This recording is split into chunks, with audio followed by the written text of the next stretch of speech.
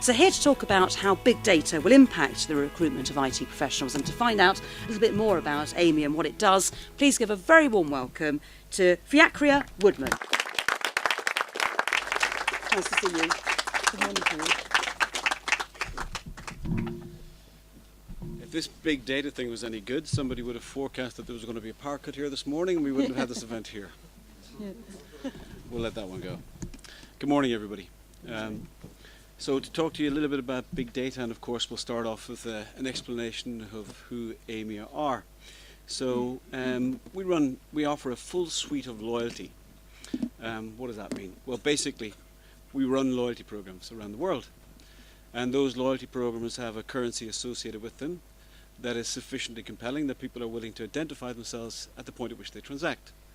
And we then gather that information and drive insight about who those people are, what they want to do, what their aspirations are.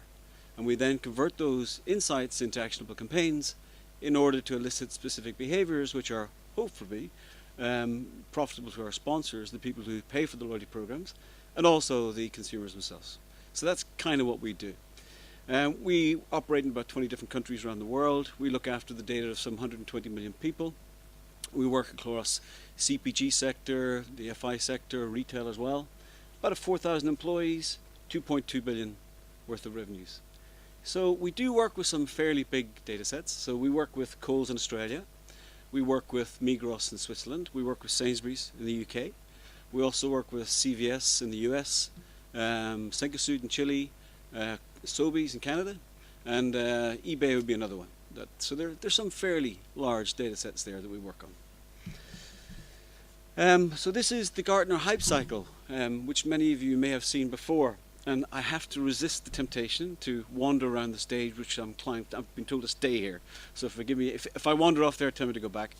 But you can see where big data is. I'm going to go over there now. Big data is just there. So in terms of where are we on the overall hype cycle of big data, we just haven't yet reached the peak of inflated expectations. So we've still got some way to go. So as Peter was saying, this is still early days in respect of big data. The worrying thing is that the next stage is this trough of disillusionment. And you know what? There's also this infatuation damnation thing that goes on, because for a while it was really cool for our executives to talk about big data. Now it's kind of become cool for executives to diss it. And what we need to do in order to drive the real potential of big data is make sure that it actually has a safe landing and that it actually comes out of that trough of disillusionment. So it's important that we actually understand what its real potential is, what its real capability is. So what are the conditions that are driving its adoption or potentially delaying its adoption? And sort of when I look at it, first of all, we've got the early movers. So the likes of Facebook, Google, Amazon, etc. You know, they're doing very, very well out of what they have done with big data. There's none of them that have returned from the forbidden lands and said, don't follow us. But equally so, you know, the challenges around the types of data are absolutely there. So as Peter talked about, you know, sort of the variability, the velocity, the volume of data that we're trying to accommodate in this new world of analytics is absolutely there. So the challenges are there to be solved. But equally so, the sizes of the data sets are large. And the sizes of those data sets which don't lend themselves to being processed and stored economically in traditional relational databases is there. Equally so, the upside of being able to store and process that data differently is there as well. So those drivers are there. And so I suppose if I was asking for a show of hand, I would ask the question, do people think that they're actually recruiting less big data specialists than they expected to be at this time of the year? So can I have a show of hand to see whether people thought that they would be recruiting more people in the area of big data than they currently are? Okay, so some people are actually expecting to have been recruiting more. Okay, so what are the other drivers? The technology. So when you look at those different technologies that are part and parcel of a big data world, you know, they are a strange, non-corporate, eclectic bunch of brands. And I wonder whether or not that whole ecosystem of Apache Hadoop clusters and Uzi and Flume and Mahout and everything else that's part and parcel of the big data world is a daunting prospect for companies like ours to get a head around to say, how the heck do we actually put a toe in the water and figure out whether we can actually stand up an Apache cluster and a Hadoop cluster with these technologies and find the right people to do it in a way that we're potentially not going to end up getting our fingers burned. So I think that is a challenge in terms of the overall adoption of big data, and it's a challenge around driving the demand for the sorts of resources that we're expecting to see. Now, within our company, I would say that there's probably two schools of thought. And I think if we had the analysts here with me today, they probably wouldn't thank me for this characterization. But there are what I would call the tech-savvy PhD guys who are the dot joiners. And their argument is this. It's simply, you know what? We generate insights from joining the dots. You give us more dots to join, we'll generate more insights. We generate more insights, we'll generate more revenues, so give us more dots. Big data, it's obvious. That sounds logical, sounds reasonable, sounds fair. The other school of thought is somewhere along the lines of the smart data, clever data, and I do accept the challenge that we don't need a new buzzword. Let's stick with this one until we get everybody really bored with it. But it's what I call the data selectors. And their argument is this. It says, you know what? The data set from which we actually derive real value is relatively small. If you put more data into it, you actually start to dilute the value of that data set. And as you start to harvest and store and process those more esoteric data fields, you're actually very, very quickly stripping away the benefit case for actually gathering them in the first place. So stay as we are. So I'm kind of left saying, really? Is that it? Is that the choices that we've got? Stay as we are, because if we don't, we'll dilute the value of the data set? Or there's a linear growth between growing the data set, adding more dots, and then increasing our revenues? And so the question that's going on in our world is, is this kind of missing the point? Is there a bit more to big data than we're actually managing to get our hands around, or our heads around? So there is a guy called Meyer Schoenberger and Cukier who have written a book on big data. And if you're going to read a book about big data, I would recommend you read that one. They've got some pretty nifty concepts in there, which I've borrowed in this slide. And the first thing they say is, things are different at scale. And you kind of wouldn't be surprised to hear that in a big data discussion. The properties of things at scale change. And I don't tend to get abstract concepts like that until I can actually start to see some examples of what it means. The first one that really took my fancy was the water glider. So for us, first law of physics that really impacts us is gravity. For water glider, it's actually more like surface tension, which is key to his world. Gravity doesn't play a big part. So his scale is different than ours. Then the one that will hopefully appeal to the fine arts specialists in the room, where it was the finger paintings in the caves in southern France, where Pablo Picasso was allegedly to have commented, in the thousands of years, we've invented nothing. But actually, if you take those pictures and reproduce them and show them at 24 frames a second, that's a massively different experience. And then the last one that really appealed to me was the world of nanotechnology, where at the submolecular level, the properties of things change dramatically, and we can start to hear about bendable metals and stretchable ceramics and things like that. So scale, unsurprisingly, is important. We actually see things differently when we actually look at them in scale. There are some other shifts which Cukier talks about that are going to go on, and one of them is around the world of sampling. Another one is causality, and the other one is messiness. So in terms of sampling, what we're saying is what we lose in accuracy at the micro level, we gain an insight in the macro level. So sampling is something we do in the world of data analytics, and we're good at it. Okay? Yes, if we stop sampling and work with the whole of the data set, there will be more inaccuracies. But the proposition here is that we end up being net winners despite the fact that we've introduced more inaccuracy. Shed some of our fascination with causality in exchange for correlations. So causality is like dope for us, Our human minds are hardwired to want to impose understanding and meaning in our worlds, and we always look for the why.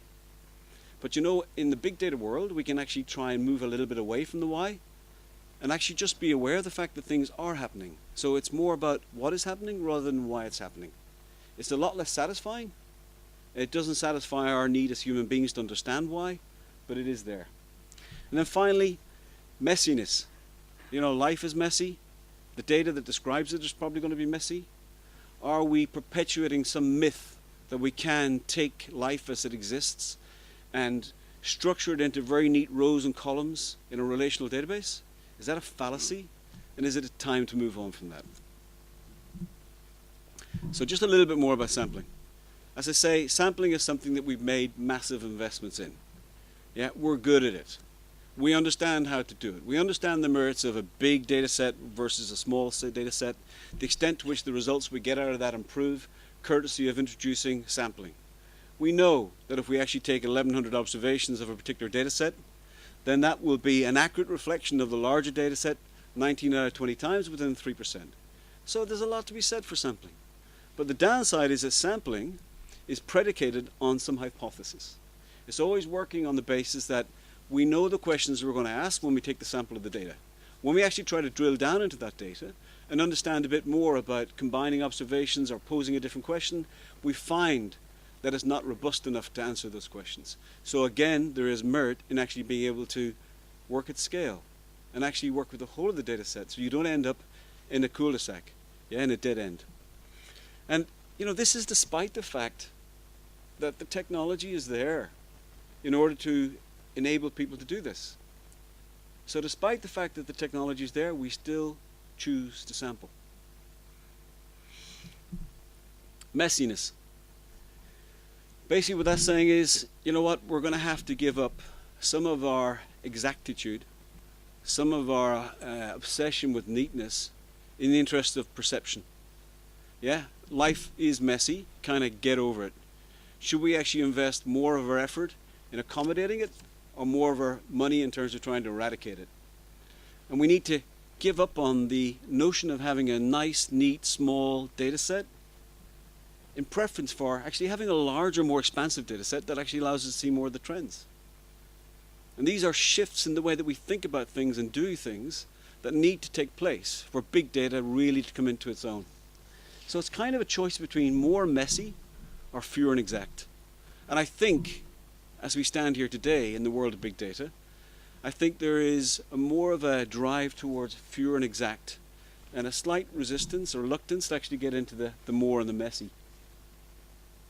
And then there's the more sources and greater frequency.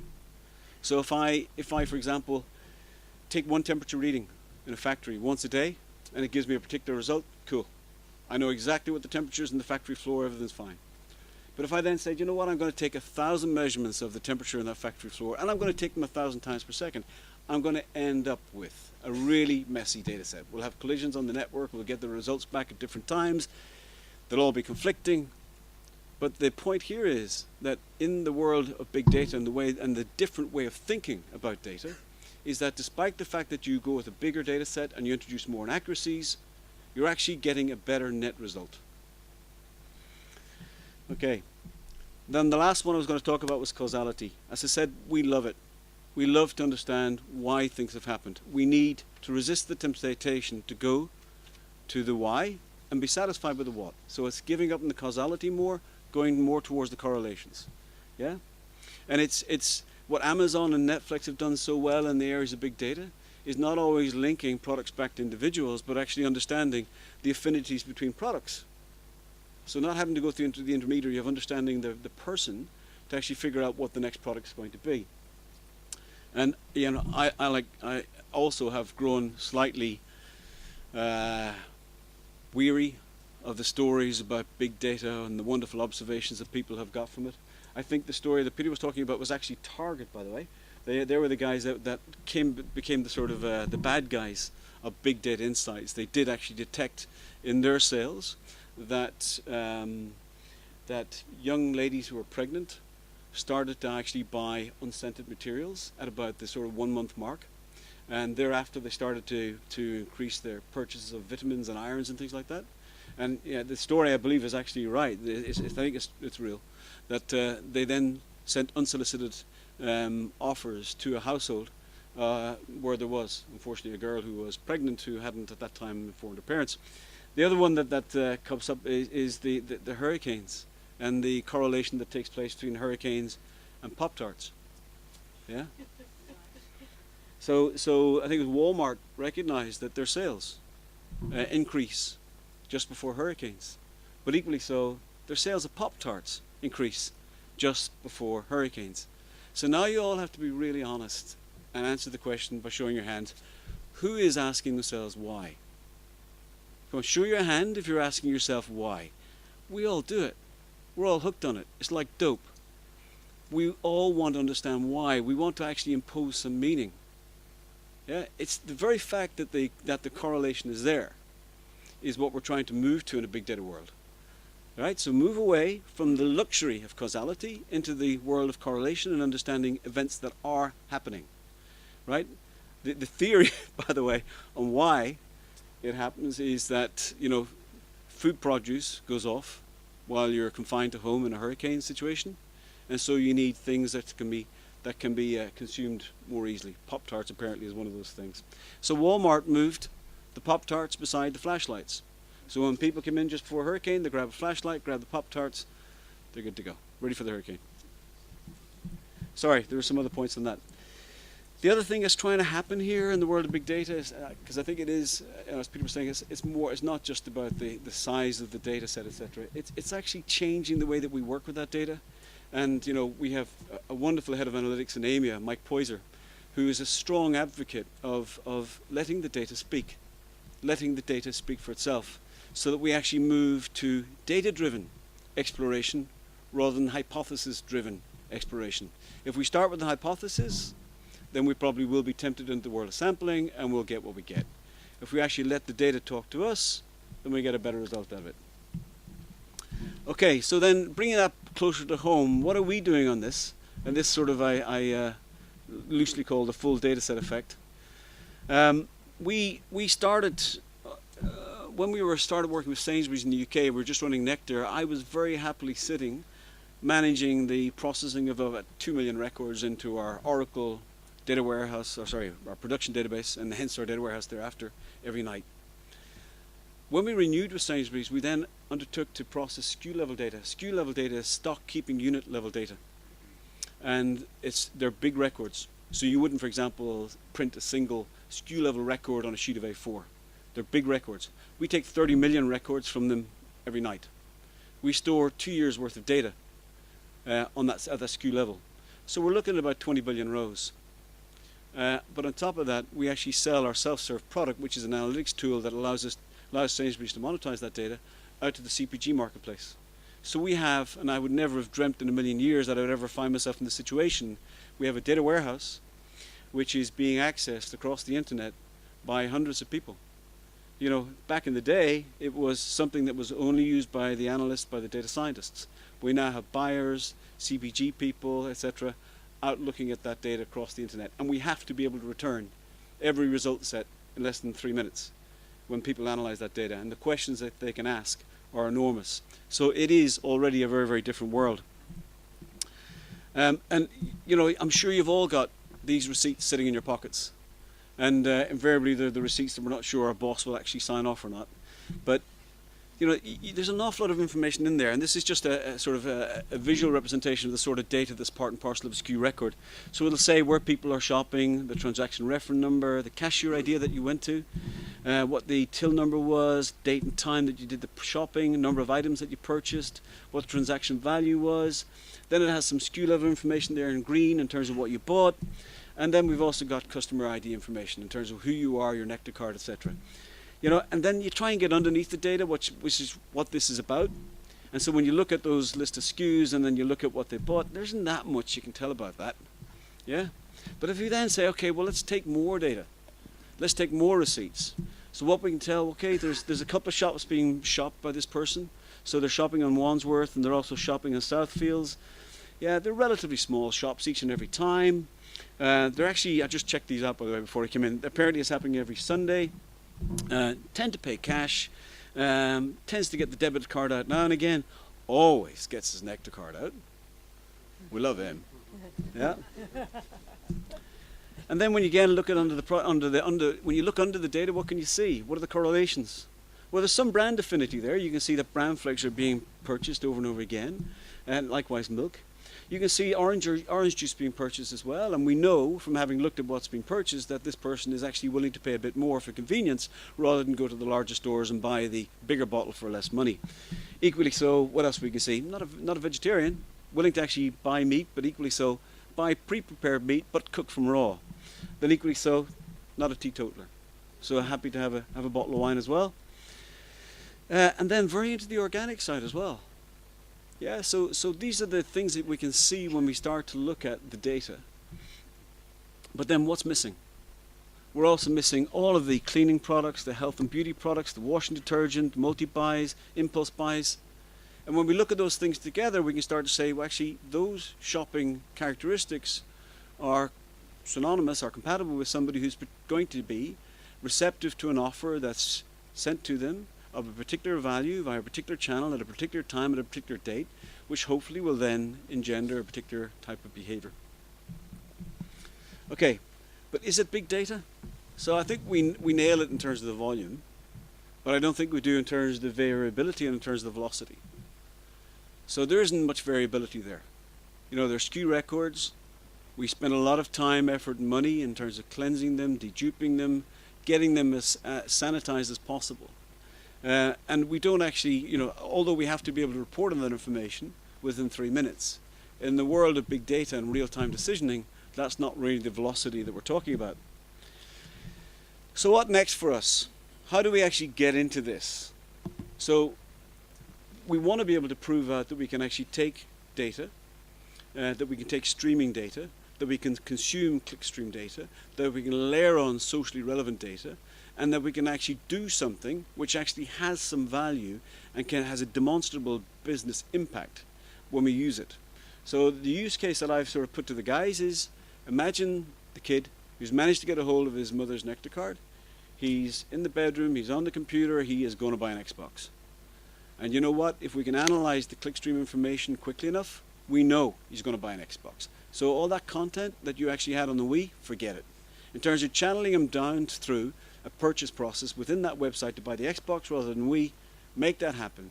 So it's not just the content you're changing, the level of personalization is actually modifying the flow via the website to reflect somebody who we know is going to buy something.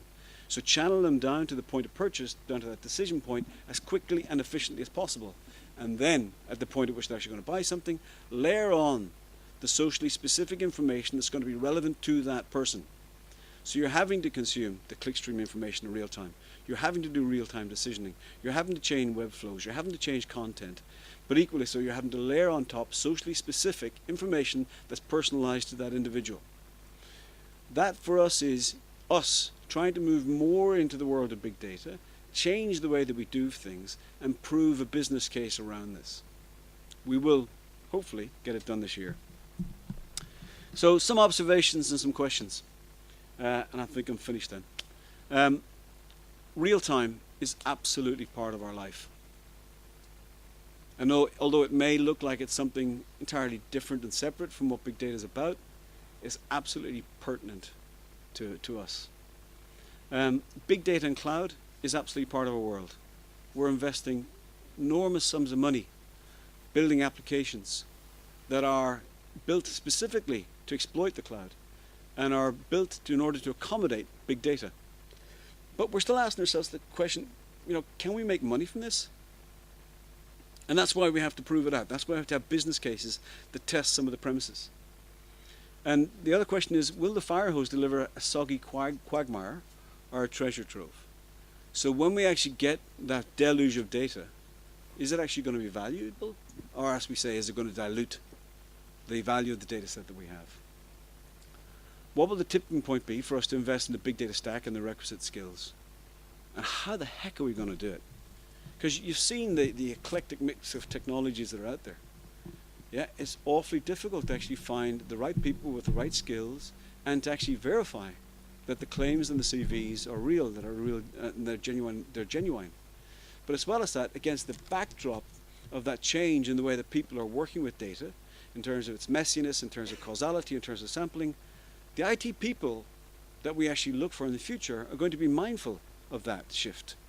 And they're going to be familiar and comfortable working with very large data sets, sharded across very large distributed systems, and all the orchestration is part and parcel of that. So there are some really, really big challenges that you guys need to help us with in terms of finding candidates that genuinely have these skills. So whether because people can or because there is a business case, technologies which support sentiment analysis, stream analytics and real-time decisioning, they are blossoming. They're becoming more and more prevalent out there. They're becoming more important. The other question that we're asking ourselves internally, if we could do real-time decisioning, what would we decide? And who would we tell? And if we wanted to tell them, would they actually be listening? Again, these are things that we need to prove out for ourselves. Then a stat from Gartner, by 2015, big data demand will reach 4.4 million jobs globally, but only 1/3 of those jobs will be filled. So you can be damn sure they've done a lot more research on this than I have. And they are seeing that there's going to be a dearth of talented resources in the market to be able to actually fill what big data is really going to be all about. So is the barrier to mass adoption of big data, is it an IT challenge? Is it an IT issue? Or is it something upstream of us? That's the question I'm sort of leaving with. I think that's me done. Okay, cool. Thanks very much, Fiachra. We'll come back to that. Can I leave that last slide, actually? Of course. I think that's really telling. I know some people are making notes on that as well. I mean, Peter mentioned about there's an immaturity about big data, but your type of company, whether it's Aimia or dunnhumby, surely you must be ahead of the game. So if you're struggling with some of these questions and observations, does anybody else stand a chance? Because you must be ahead of the curve on this. I'd like to think we're ahead of the curve. And I think sort of the company that we are is a broad enough church to acknowledge the fact that the question is there to be answered. And we will doubtless find a way through this. And as I mentioned, we have people who are strong advocates of the data, but they won't tumble into this blindly. They recognize that there are two arguments, two sides of the coin that need to be considered. But yeah, we're building systems right now. We're spending tens of millions of dollars building systems that are designed to exploit the cloud, that assume that we will actually not just process transactions, but we will process interactions. And in the realms of processing interactions, that's when you get into the big data environments. So you have to be able to look at things like Cassandra and MongoDB and NoSQL databases, etc. That is absolutely part and parcel of our world. So, as Peter was saying, this is not a fad that's going to go away. We now know where it is in relation to its hype cycle. We believe that there is something that's really valuable within big data. We think it's not just about the size of the data or the value or the variability, the velocity. It is a little bit about the way people do what they currently do and their willingness to change that. And I think when we see that change, then we'll actually see an uptake in terms of the demand. Do you get a sense there's anything at your business at the moment that you're not using data currently for that you should be doing? And it could be because the rest of the business aren't convinced, or you're putting that toe in the water at the moment. So absolutely, one of the questions we're asking is how do we put a toe in the water here and really investigate the potential value here without a big capital outlay? And that probably means for us that we will partner with somebody in the process of doing it. It's a very data savvy company. It's a very data friendly company. We like data. We've got fantastic data analysts. We've got some great PhDs from the best universities around the world, and they come to Aimia because they like data. And we do already have entrenched within the culture of the company this notion that we've got to let the data talk. And it's not just about going in with an hypothesis and then seeing whether or not you can find a data set that actually proves out that theory. We do genuinely try to help people to let the data talk. But there is so much more to do in terms of figuring out whether we want to embrace the messiness of data, which we think is a fair reflection of the messiness of life, and whether we're going to carry on investing in trying to clean it out, using tools like Trillium and Cygnus to actually to dedupe and cleanse data? Or are we willing to take that leap of faith and say, do you know what, we're going to work with a dirty data set, because net we believe we'll be better off. So yeah, these are all thoughts we're trying to work our way through. Okay, one of the things that sort of struck me was the Gartner comment. By 2015, big data demand will reach 4.4 million jobs globally, but only 1/3 of those jobs will be filled. So from your perspective, coming back to Aimia, do you see a skills gap when you're recruiting? Is it obvious? So we're not hitting that yet, and it's because we're not forging ahead in this, and that's because we're not quite sure how to actually get in and out of it in a way that reflects the different schools of thought within the company. We will, I believe, run a proof of concept in this year, which will then figure out how we move forward with it. But right now, we're not actually experiencing the skill gap in the world of big data, but we expect that we will. We expect that we will fall foul of that. So as we come out of that sort of hopefully that trough of disenchantment on the Gartner hype cycle, and we start to get into this, I do worry how we're going to find the right resources, the people who genuinely have the skills. As Peter was saying, that we can't just go and check somebody's Oracle qualifications. Have they been to the Oracle University? How are they doing in terms of SQL? We have so many different technologies that are going to be part and parcel of the big data world. You guys and us together verifying that the claims that people are making on their CVs is just going to become so much harder. And I'm about to go to the audience in just a second. So, what can we really do about that in terms of skilling up the next generation? It goes back to what's being taught, I suppose, in the colleges, whether you're doing a part-time, full-time course, and the universities, whether it's a knowledge of mobile security, whether it's a knowledge of big data. Are these courses fit for purpose? Are they still stuck in the old? Or are we seeing some great offerings from colleges that you've come across? Okay, the short answer is I don't know. The longer answer that I'll bore you with is I think just acknowledging the fact that there probably is a change coming. That I was at the Strata Data Conference in New York a couple of years ago, and we had a data scientist stand up from a company called Kaggle, who you may have heard of, and he genuinely believed that kids should be saying to their mums, you know what, when I grow up, I want to be a data scientist. And he genuinely believed that. To heck with being Superman, to heck with going on the moon, I want to be a data scientist. And you've all probably seen stuff in the press that says data scientist, statistician, that is going to be the new sexy job.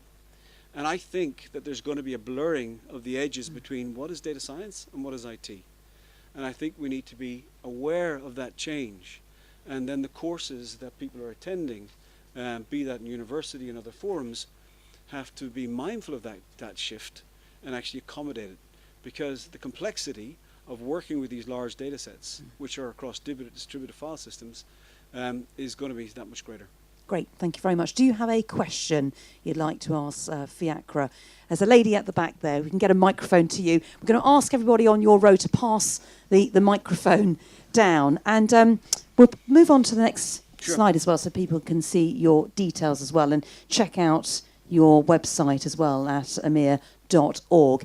Good morning to you. Hi there, Kelly Gauthier from Hydrogen Group. So I specialize in recruiting people who do analytics, so data scientists and analysts. And I found the hype cycle really fascinating, actually, and it really relates to the trend that we're seeing with companies, whereby companies feel like they need a data scientist or a data analyst because they have data, but they don't really know what they're going to do with them, and they don't really know what it is that they want the candidate to bring to the table. They just know they want one. And I wonder, obviously this is a result of the hype, I guess. So in your opinion, how long do you think it's going to take before the fog clears and companies start to realize, what exactly they want and what they're looking for in a strong candidate in this area? Yeah, that's a great question. I would love to be able to do it justice. The short answer, I'm afraid, is I don't know. Yeah, I think there have to be some changes in terms of the way that we work with data first. So we potentially have to get off the causality dope and be satisfied more with correlations and understanding what's happening rather than why. I think we have to get off the sampling kick. We're really good at it. We've invested a lot of time in it. But should we actually force ourselves to work with the big data set? And then equally so, I think we have to kind of get off the exactitude, which has been part and parcel of data and analytics for a long time, and just embrace the messiness. And when we've done that bit, and then companies start to work with data at big scale, and they start to see new things, then they'll have a better understanding of what is not just the primary potential use of a data set, but what's the secondary use of the data set, what are the two Z's, as they call them, that they can see, what is the potential reuse of that data. When they start to have those real business challenges in terms of being able to accommodate all the potential reuse of that data, then I think they'll have a better handle on who they're looking for. And I think that's the best I can do in terms of forecasting where the fog might clear. When they can just get their heads around what are all the potential uses, what am I willing to do and not do, then they might be able to better articulate what they want people to do. Has that answered your question? Thank you It very hasn't, much. but thank you for nodding. You're being polite. Lady there, if I can get the microphone to you.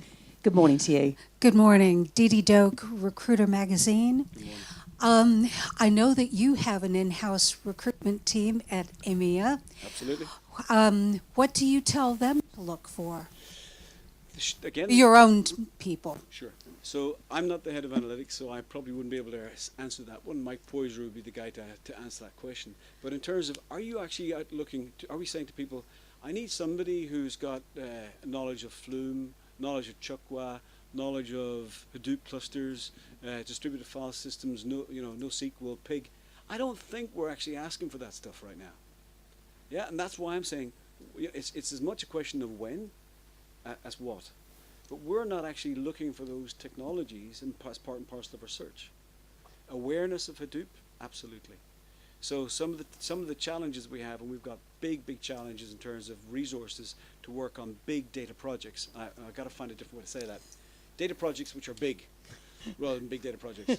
We've got some of those going on around the world at the moment, and finding the right people to work on those is a real challenge.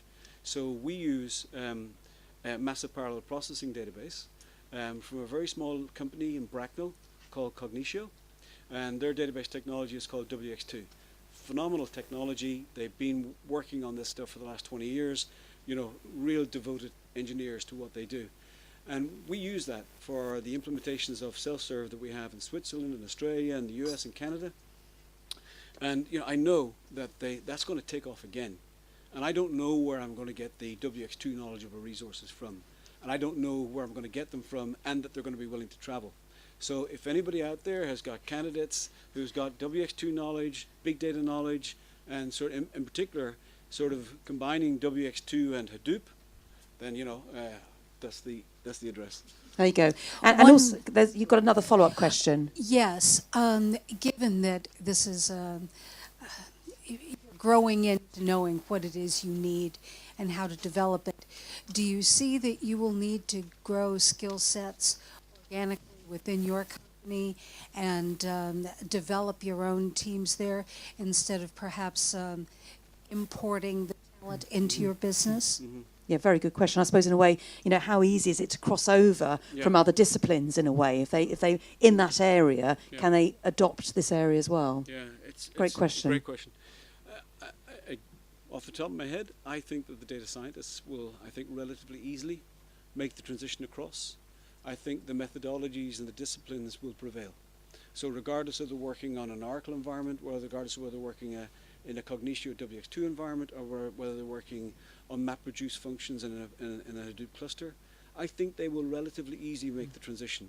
And so many of the guys that work for us just love technology and they love data. I'm surprised they're not pushing us forward more.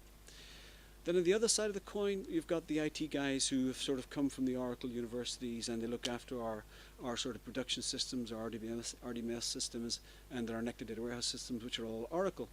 And I think those guys are not quite sure what their role is in the new big data database worlds. Do you need a DBA for an Hadoop cluster? I probably think you do. I think the challenges around actually managing data in those environments is going to be difficult. but I'm not hearing a dearth of those coming to me saying, I want to get trained up in this, which is what quite often happens as a prelude to the IT industry adopting new technologies. It kind of gets pushed from the people who want to get it on their CV. And I don't know whether you're seeing it, but I'm not seeing that. Well, Fiachra, you are going to be around afterwards because Sure. you're going to have a queue of people handing over CVs of candidates. And also, maybe if you want to find out about this company again in Bracknell, all the details, to hand out business cards as well, or have a personal chat with people, because I think that's something that people may want to take up, sort of find out a little bit more about what you're doing, because it's been quite successful. Haven't finished there yet, because I know there was a couple of other questions in the audience. This gentleman here, we've got a microphone coming to you. Good morning to you, and again, if you can say your name, where you're from, and your question. Hi, I'm Jeff Bowker from Ardham Resourcing. Slightly off tack, but I just wondered what you're doing about visualising the data to clients, and whether that's a bigger resource issue for you, in terms of getting that information across to clients once you've got the results out of it. Yeah, if that makes sense. So great question. So I'll tell you what we do now. I'll tell you what we're looking at. I don't know what we're going to do in the future. So if you take, for example, Self-Serve, which is our analytics tool, we use, because it's a very large data set, as I say, it's 20 billion rows, and it's running in this WX2 database. We use actually a Java application tier to actually generate the queries to run against that WX2 database. And then we use an Adobe Air stroke Flex front end, which is actually a thick client implementation to allow people to interact with the data sets when they arrive at their PC. So we use a SQLite database to transfer the data from our middle tier out to the thick client. So at the point at which the data is transferred across, it's sitting in an Adobe Air environment in the thick client PC, and people can interact with that data and change the shape, look, feel of that data as they choose to. So that's a pretty good solution, and it allows us to actually transfer large chunks of data across the internet pretty efficiently. We looked at lots of different other ways of doing it, and nothing seemed to be as good. It's probably not what we're going to do going forward. I think we will start to look at whether we'll change that Adobe Air thick client implementation to something that's probably HTML5 or something like that, something along those lines, because thick client is not quite worth that in this day and age. But it's a great question, because I don't know what else we're going to do in the future. It's great to actually have the data, it's great to generate the insight, but unless you can bring that insight to life in the way that you visualize it, then we don't actually get the C-level buy-in. And I think the C-level buy-in is absolutely critical for big data having a successful landing from where it is in the hype cycle. People need to actually, get off the kick of, oh, it's cool to diss big data now. We need to actually have people say at the C-level, actually there is something in it, but there's a great deal more than what we originally thought. But how much influence can they... Do you want to have the mic again? It's the value end. The value end, absolutely, the value end. And that they won't get the value end unless they get the visualization right. So I think it's a great question. So how much influence can they have here on the C-level of other organisations when they're providing a service to them? So that's probably why it's in the early days at the moment. There needs to be those discussions within the boardroom. But how can those conversations be started and generated so that they can then stop that gap that we saw earlier on with the... There we go. That 1/3 of those jobs will be filled, but 4.4 million jobs globally won't. Have you got any easy questions? You're doing well. That's why I'm going tough questions. You can handle them. Thank you. I think, again, it's I always think IT get it in the neck, but I would say that because I work in IT. But again, I think on this one, it's down to IT to explain it better. I think that's basically, for me, what it comes down to. I don't think we've done a great job so far explaining what it is about, and we need to work with the data scientist community to actually help explain at the C-level what this is really all about. Okay, very good answer. Any other questions? You're not allowed. We're going to pass the microphone down. Peter, well, I suppose you did sort of contribute a little bit. He did ask you for a few contributions, so be rude not to. Peter.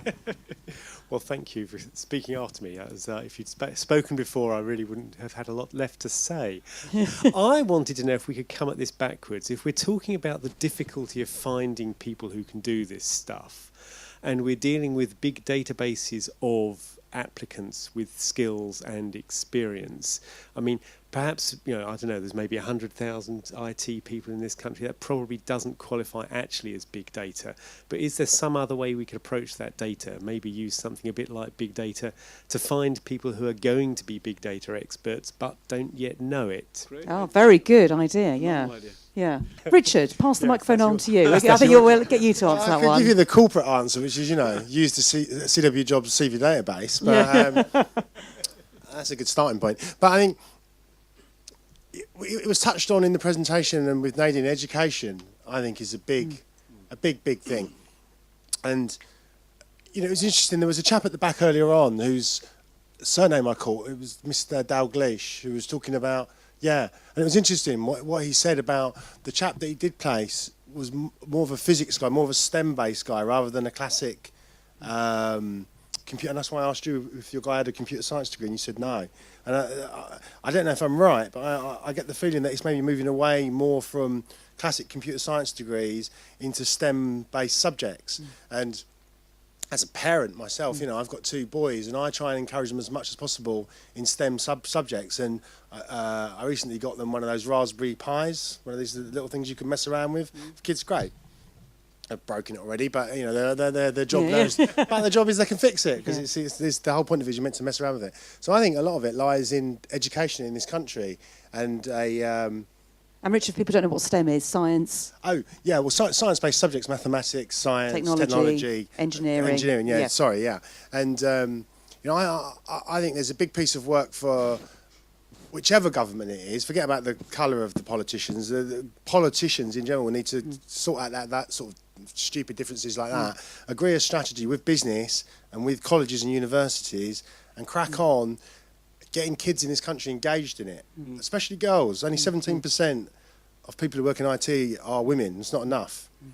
So, boys as well, but especially girls, because one thing I've noticed about IT in the years I've been associated with IT is it's become a more gregarious business. We've moved in other businesses to more of an agile framework instead of the old sort of Prince-based methodologies, which was much more working in silos. Now we work in a more agile environment and sort of Scrum. Communication from the technologists to the business side of the business is much more important than it was, I think, 20 years ago, 15 years ago. So I think the Gartner thing, obviously, that's the guys who are sitting behind me here who are recruitment consultants, that's opportunity, isn't it? It's a huge opportunity. If only a third of them are going to be filled, that's 2/3 that I can fill. And so 2/3 that you can fill, but it's something you need to do to direct the industry. I just think there's a lot, the IT's become a much more complex subject. I used to work as a recruitment consultant 100 years ago in the city. And a big development then, there's a new thing now. We're not going to recruit for C programs anymore. There's a new thing, C++. Wow. And, it didn't change as fast, and it wasn't as dramatic. Whereas now, I think, one thing I've noticed from running the business I do for the last 14 years is that people on the sharp side, the recruitment consultants, are much more knowledgeable about the market they work in now than they ever were when I worked in that market. And we made it up as we went along, literally. And I don't think. Glad it's being filmed. Well, that was a long time ago. And we don't do that in advertising, obviously. But glad you weren't on the final of The Apprentice. But I couldn't afford a pay cut.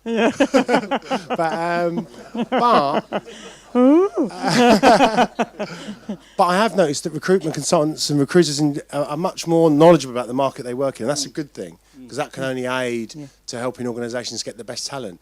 But I think it's a very long-winded answer, but I think a lot of it lies in education. And a true triumvirate needs to be formed between government, educationalists and business in the UK. I mean, the UK, we do well in IT in this country, but it can easily be lost, especially with the emerging markets and emerging countries. They can easily take that away from us. And, we don't want that. We want as much of it to be in this country as possible. And so it's probably things like the e-skills board that the government put absolutely together. Is it moving with the times? And, well, they don't really talk to, it's a pet subject of mine, but they don't talk to business enough, and it's not a triumvirate, and it should be. Yeah. How about initiating that? So do you fancy knocking on 10 Downing Street and initiating a new group? We'll all join you. We'll all walk there now. Next week now. Any thoughts on what you've just heard, though, about the education, government? I think it's critical. I think it's absolutely crucial. We've got to actually have the right people, the right skills, with the right open-mindedness. to actually embrace these subjects. I think the European Union will introduce legislation that precludes jobs moving out of the European Union. I think we're fast approaching the situation where a lot of the jobs which are part and parcel of what we do on a day-to-day basis are going to be funded or resourced out of countries in APAC who are enjoying double-digit growth. And I think for the next generation coming along, it's incumbent on us to make sure that they're armed with the right education, the right tools, the right knowledge to actually be able to compete. Yeah, and there is obviously a move. University technical colleges, I think there's only about 14 in existence at the moment, and it's parents as well having an understanding of where the career opportunities are in order to have those proper conversations, and also career development officers. I mean, do they know anything about this? I bet they wouldn't. Yeah, and I know with my children, I would definitely insist on being in the same room as a career development officer to hear what they're going to say. They wouldn't be able to speak to one without one, so obviously present company excluded here. Now, finally, just want to check there's any other questions, any final questions or comments? No, it's going back. I thought it was you again. It's a really good trick, isn't it? Has us every time. Just finally, before we wrap up. Yeah. You mentioned about if people want to find out more information about big data, there was the book you recommended. But where else can people furnish their knowledge? Because in the end, if they want to start having these conversations, whether it's with the C-level, their candidates, whoever, it's having a bit more in-depth knowledge. I think today's been a great starting point, but to consolidate that knowledge, what happens next? Gee, guys, I mean, in this day and age, there is so much material out there. Particularly on the internet, with regards to what's really going on. The real challenge is to try and wade through it and pick out the stuff that's truly relevant and actually has some veracity and some substance. There is a slight tendency within our organization or within our industry to actually make things more complex than they need to be, and sometimes the complexity is to make up for the absence of substance.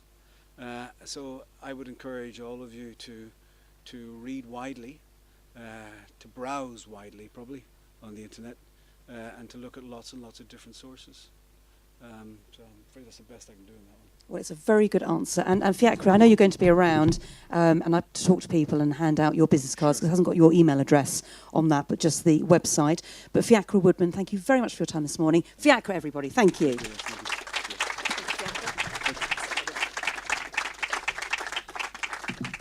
Thank you very much to both our guest speakers, to Peter and Fiachra. I hope you found that really useful, and also to everybody who asked questions as well during the Q&A sessions. Well, I hope this breakfast briefing has given you a great insight into the current trends in big data, and also provided you with some ideas as to how these trends may have an impact on the recruitment of IT professionals going forward. I think, as we've mentioned earlier, it's early days at the moment. On behalf of CWJobs, thank you very much for coming along to this briefing. I wish you every success going forward. But I'd like to leave the final words to the person who started this morning. So please welcome back to a rousing round of applause to the website director of CWJobs, Richard Knott.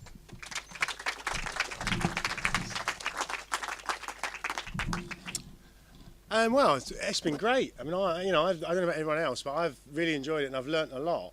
I really want to thank Fiachra and Peter. Peter, great. You did it with the lights off. It's great techers. And you're aren't we all? And but no, it was great. It was really interesting. It was really interesting. I love these briefings because I always go away knowing a lot more than when I came, and that's kind of the point of these things. And I hope everyone else is in that same space. And it's not just the speakers you learn things from. I love the questions. I love the Q&A part because you get information from everywhere.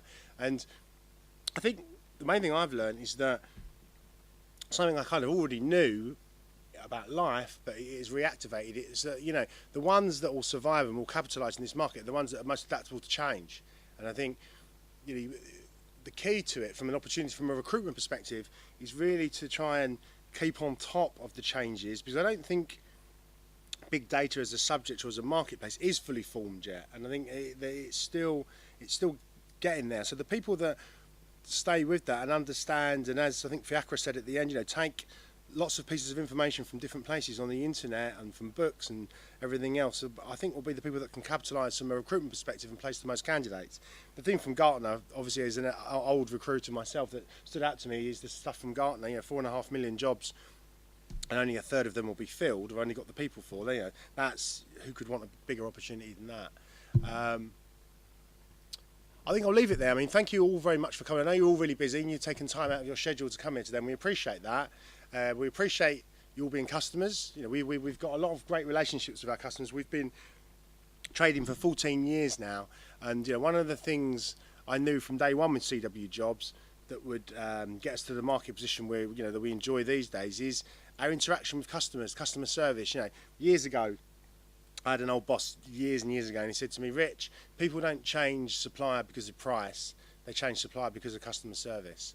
And I've got a tattoo of that on my arm. I think it's absolutely correct. And what we've always tried to give our customers is top customer service, and we'll continue to do that as a business. And hopefully, you'll all stick with us as customers as well. And when we first started up CWJobs, we had no customers at all. It was a complete start-up. Now we interact with over 1,300 customers a month, and it's great. It's been a great journey. We've learnt a lot, and hopefully we've given something back to the market as well. And we will continue to do that. Please do stick around afterwards for tea and coffee. I think there might even be pastries as well as biscuits. So we've blown the marketing budget on this one. So please do stick around, and there's a Vox Pop as well. So a few of you, we're going to ask a few of you to be interviewed about your opinions about today and big data and everything else. I want to say thank you very much to Nadine, who's done an excellent job as always does, and everyone else that's been involved in today. And hopefully I'll see you all through in the room over there. So thank you all very much. Thank you.